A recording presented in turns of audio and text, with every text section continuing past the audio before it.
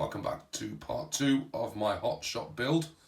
Sorry if I sound a bit croaky today. I am suffering with a cold, so you'll have to just bear with me, I'm afraid. Right, we are on the gearboxes. We are now on to step number 9, which is starting to build up the front, the rear suspension first.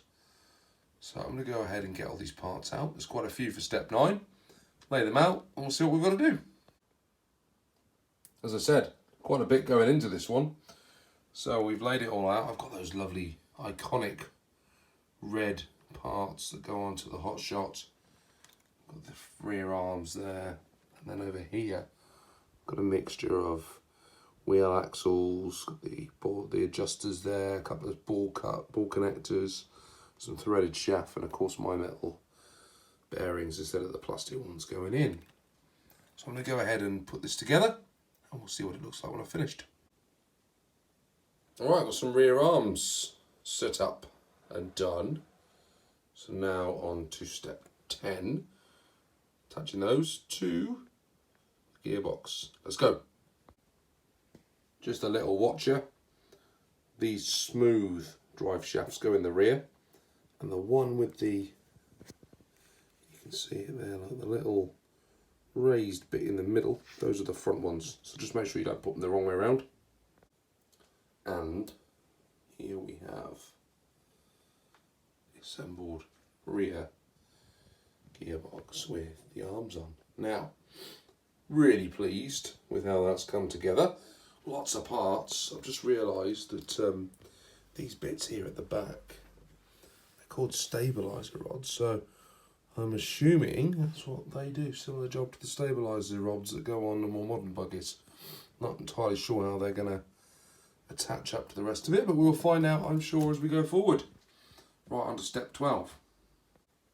On step 12, making up the front uprights. There's a lot going on in building up these.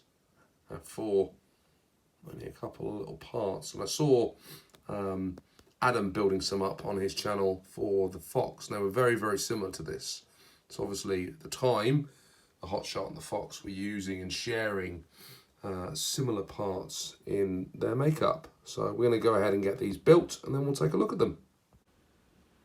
Okay guys, it's been a couple of days since I did the last video. I'm back now to do part 12. Cold's better, just in case anyone's wondering. So I've just been getting all the parts ready for step number 12. And those are the uprights that match the uprights in the picture. But I was wondering if anyone knows why there are some additional parts on part tree D that aren't used. And what's even more interesting is if you look at parts tree D there, there's another one in the box, which is pretty much identical. So if anyone knows why, I'd be really interested in knowing. I'm going to go ahead and get these uprights built and we'll have a look at them. 2 assembled uprights. So all I've got to do is just put a bit of grease on the top balls there, and then we're ready to get started on step number 13. Awful lot of parts going to this one, so I'm going to get them all laid out and then we'll take a look about what we're going to do. Loads of hardware for this bit. So the last of the bearings, the last of the wheel axles, loads of tiny little screws. That's just to screw up the top parts of the uprights up here. So we're going to put those through there. I'm going to get cracking and let's get this mounted up.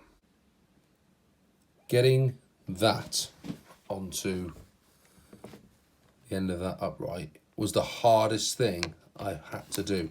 It's literally taken me 15 minutes, and look, I bloody scratched it all up trying to get it on. In the end, I ended up having to use just an old paint can to push down on the top to pressure it in. But I'm really not happy with how difficult that was. Look at those scratches on there. Oh well, got to do another one now. Wish me luck. Both are built and less scratches this time round. Okay, on to step 14.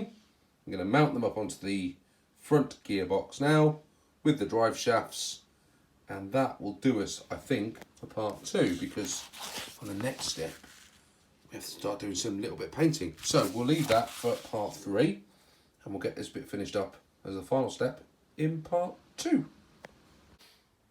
And here we have it, guys. So we've done up to step 14 now. We've got the front gearbox and the front suspension mounted up, and then we've got a rear gearbox over there. So we are now going to start working on that centre bit. So far, it's been a really enjoyable build. A step above what I've done before with the Tamiya kits, but you know, that's what this is all about. It's about progressing and getting better at what we're doing.